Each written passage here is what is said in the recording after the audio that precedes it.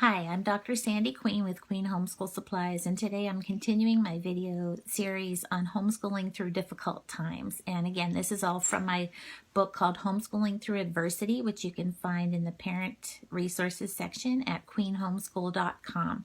So yesterday I talked to you about the need to delegate when you're going through a crisis in your family.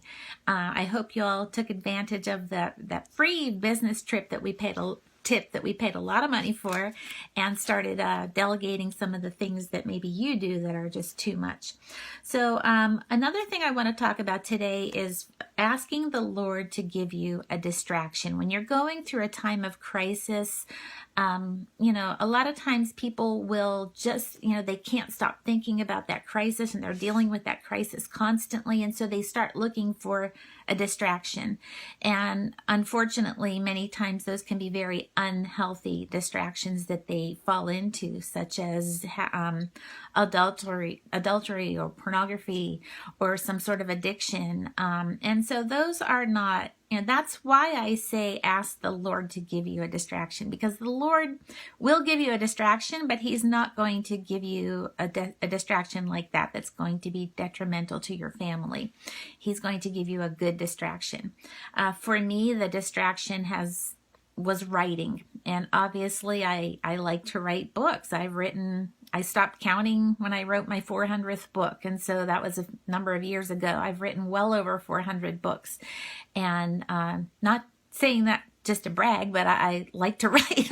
I'm using it to show that example that I like to write. And so when I asked the Lord to give me a distraction from the horrors of dealing with a child with cancer at 3 years old who was given a 5% chance of survival, that was a horrific time. And I wanted a distraction from constantly just focusing on that. And so I asked the Lord to give me a distraction, and He did, and unsurprisingly, that was writing. So during that first year when my son Jeremiah was first diagnosed with cancer, I wrote 40 books that year alone, and one of them, which I forgot to bring over to show you, I'm in my office at the Holistic Wellness Center here in my massage room, and not in our book warehouse for Queen Homeschool Supplies, which is a building next door, and the lighting's not real great over there. But one of those books, one of those series was our language lessons series. I wrote the first book in that series, Language Lessons for the Very Young, which isn't the first book in the series, but it was the first one that I wrote for my son Luke, who had just learned how to read when his younger brother was diagnosed with cancer. And Luke was ready to start doing some grammar and some instructive writing, but yet there I was being called away to be in a hospital with my youngest son for weeks at a time during this time.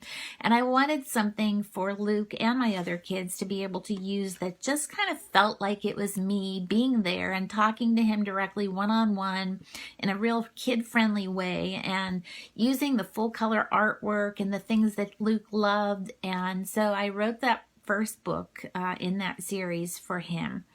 And during that time, the Lord just kept giving me ideas for one book after another. I'd finish one and I'd start on the next, or sometimes I had multiple books going at the same time.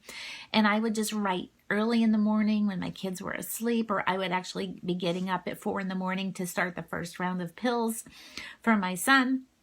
And so I couldn't go back to sleep, but everybody else was still asleep. And so I would sit and write for a few hours until everyone was up. And then late at night, there I was, still burning the candle at both ends, and I would be up writing.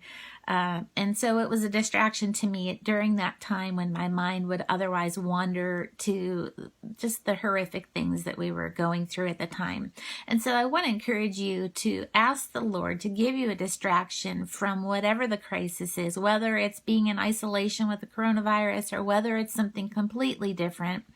And you're watching this video years later and the coronavirus thing has passed and you're still dealing with a different crisis. I just want to encourage you to ask the Lord to give you a distraction from the crisis, something positive to focus on, something maybe like painting or something like crafting or singing or exercising or anything that would be a distraction to you that you enjoy doing, or something new that you might enjoy trying just to distract you from what's going on.